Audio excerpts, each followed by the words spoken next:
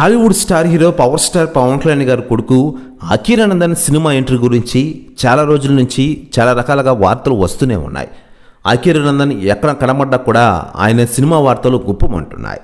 ఇటీవలే ఆంధ్రప్రదేశ్లో జరిగిన సార్వత్రిక ఎన్నికల్లో అద్భుత ఘన విజయం సాధించిన తర్వాత పవన్ కళ్యాణ్ గారి వెంట తిరిగిన వీడియోలు, ఫోటోలు నెట్టింట్లో వైరల్ అయిన విషయం తెలిసిందే. అప్పుడు కూడా అఖీరానందన్ సినీ ఎంట్రీ వస్తాడని చాలామంది అనుకున్నారు, కానీ అది జరగలేదు. అదే లేటెస్ట్గా మరోసారి పవన్ కళ్యాణ్ గారితో అఖీరానందన్ కనబడంతో మరోసారి అఖీరా సినీ ఎంట్రీ ఉంటుందని చాలామంది అనుకున్నారు.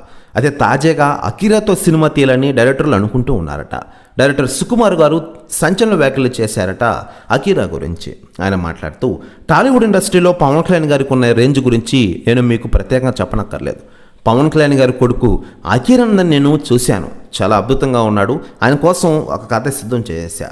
500 కోట్ల కటౌట్ రాది అంటూ సంచలన వ్యాఖ్యలు చేశారట సుకుమార్ గారు. ప్రస్తుతం వ్యాఖ్యలు వైరల్ అవుతున్నాయి తెలుగు ఇండస్ట్రీలో. మరోవైపు పవన్ కళ్యాణ్ గారి సినిమాల విషయానికి వస్తే ప్రస్తుతం హరిహర వీరమల షూటింగ్తో ఫుల్ బిజీగా మారిపోయారు పవన్ కళ్యాణ్ గారు. అటు రాజకీయాలు, ఇటు సినిమాలంటూ ఔరా అనిపిస్తున్నారు.